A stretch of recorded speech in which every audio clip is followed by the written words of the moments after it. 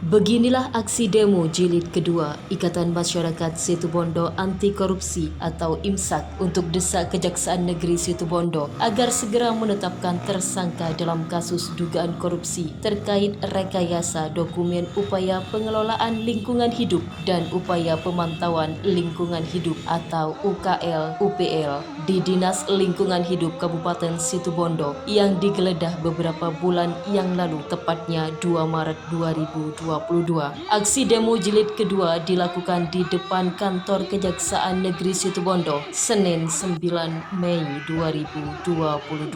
Untuk menjaga ketertiban dan keamanan aksi demo jilid kedua tersebut, Polres Situbondo yang dipimpin langsung oleh Kapolres Situbondo, AKBP Dr. Andi Sinjaya, mengatakan bahwa pengamanan aksi demo jilid kedua ini selain dari Polres Situbondo beserta jajarannya juga dibantu dari BKO Polres Banyuwangi serta Brimob Bondowoso bersama TNI dari Kodim 0823 Situbondo dan Satpol PP Pemkab Situbondo. Ribuan massa yang terdiri dari berbagai elemen tersebut menyuarakan aspirasinya dan menuntut serta mendesak Kejaksaan Negeri untuk menetapkan tersangka atas kasus penggeledahan kantor DLH terkait UPL dan UKL yang sampai hari ini pihak Kejaksaan Negeri Situbondo belum menetapkan satupun tersangka.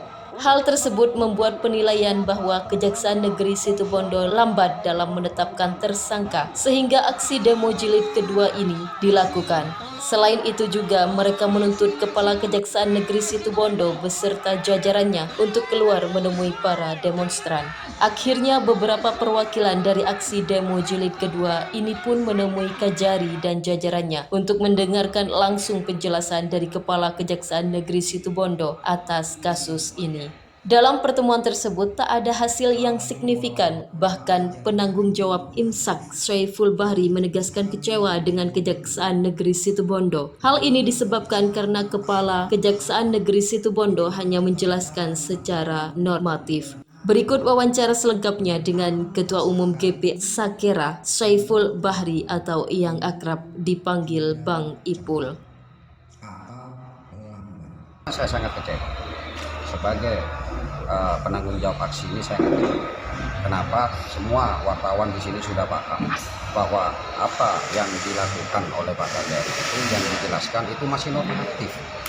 Dia berbicara tentang hukum acara yang itu mudah dilihat dari Google.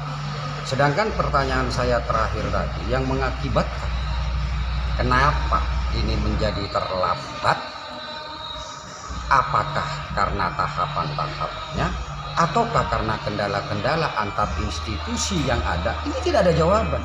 Karena ini yang kami butuhkan. Tapi apa yang dikatakan Pak Kajari tadi itu sama dengan yang dikatakan Pak Kajari beberapa bulan yang lalu. Gitu. Sebenarnya tuntutannya apa sih Mas aksi ini? Kita meminta untuk sekarang ditentukan menjadi tersangka. Ini kan Tapi untuk menetapkan tersangka, kami kan juga harus paham di mana letak kesulitannya, di mana letak persoalannya.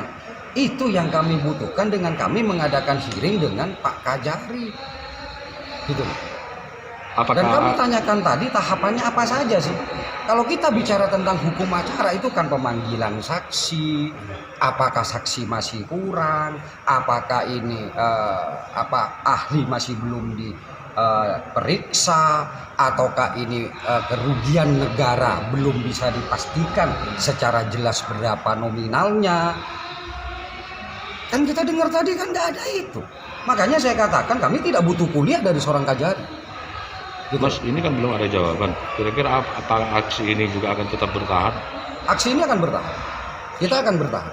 Karena kita tidak mendapatkan jawaban kecuali nanti ada yang bisa memberikan jawaban kepada kami.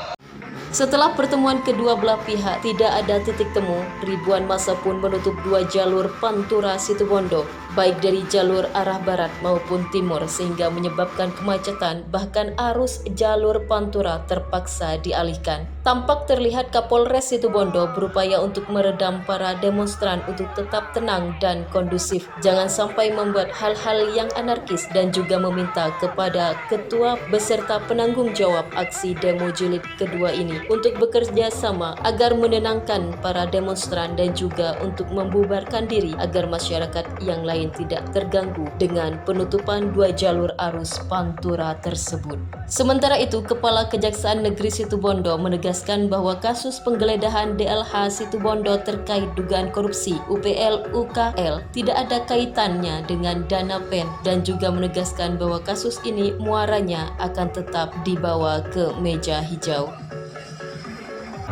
Kira-kira kapan Pak penetapan tersangka? Nah, kalau itu ada proses ya. Kawan-kawannya sebagaimana tadi sudah didiskusikan di dalam, ada proses tahapan yang tidak bisa kita bekerja sendiri, ada beberapa yang akan kita meriliskan di beberapa pihak terkait. Kendalanya apa sih Pak sampai saat ini kemudian? Tidak ada kendala, ini prosesnya masih wajar, sesuai hukum acara masih wajar, tidak ada kendala. Kalau masyarakat ingin dipercepat ya kita akan percepat. Jadi prosesnya masih on the track. Dipercepatnya seperti apa itu Pak? Ya artinya kita akan berkoordinasi dengan beberapa ahli, baik itu ahli dalam hukum lingkungan, baik dengan lingkungannya, kemudian dengan auditor. Tadi ada jaminan Pak kasus ini bisa ke meja hijau? Jaminannya kan tadi sudah pasti ini muaranya ke pengadilan. Ya kalau ada berbagai pihak yang mengaitkan ke PEN ya monggo, saya nggak melarang. Tapi kalau dari dana yang dipergunakan untuk penetapan UKL itu tidak digunakan dana PEN, dana APBD. Tapi UKL-nya sebagai syarat itu ya? Nah itu kan kewenangan syarat bukan kami yang nilai. Yang menilai itu kan dari pihak Pemda yang bekerja sama dengan PT SNK. Kalau kami kan melihatnya pada kasus ada nggak perbuatan melawan hukum? Ternyata ada perbuatan hukumnya, dan itu menurut informasi kawan-kawan penyidik, dana yang dipakai itu bukan apa-apa, tapi dana dari APBD untuk membuat itu. Dari depan kantor Kejaksaan Negeri Situbondo, Dedi Kastanya, SMN TV melaporkan.